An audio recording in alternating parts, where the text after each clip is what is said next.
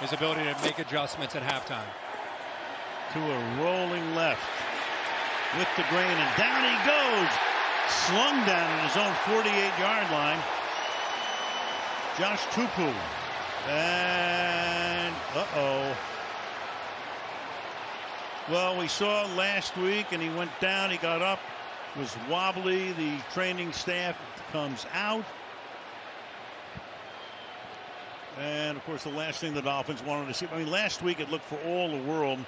Everybody thought head injury, concussion, passed the protocol, came back second half, led him to a victory. And Al Tupo slams him to the ground. I mean, you're thinking about the back, the ankle, but he gets thrown to the ground. Again, wrenching that back, which was the issue last week. Yep. So they work on him. We'll step away for a moment.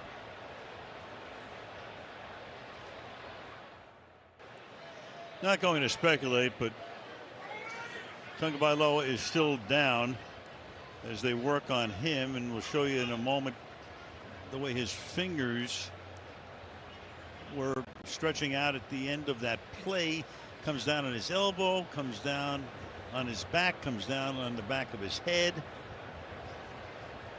With serious force, he goes down. Right, and right as he goes down, you could see both his hands. You just get right away, you get concerned. They're bringing a stretcher out right now. And he was brought down. I mean, a big man bringing 340 pounds, bringing him down with a lot of force right onto his back and on the back of his helmet. Off of the week that he had last week. I mean, he's just being a gamer playing tonight, trying to be there for his team. Could see the concern of the rest of his teammates. They'll take him back, and Teddy Bridgewater will come in when play resumes.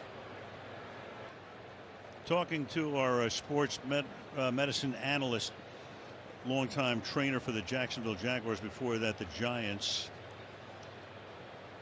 And Mike Ryan tells us when he sees that, and he's watching this as you are as well, it's a neurological response to head trauma. So they're stabilizing him right now. Head hits the turf, elbow hit first, then the head. And again, a heartbeat, it just turns around just like that. Again, worth mentioning it. Very similar sack last week, or push from Milano, the Buffalo lineman, when he hit his head on the game last week. See these players all huddled around him right now. Jalen Waddle, 17, who we saw earlier, he of course went to school with him in Alabama, has known him for a long time. Let's see how concerned he is.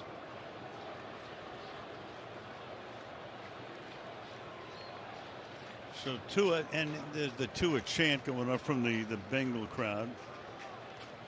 Popular around the country, such a great college career, obviously. Just one of the more likable personalities you'll ever come across. Yep.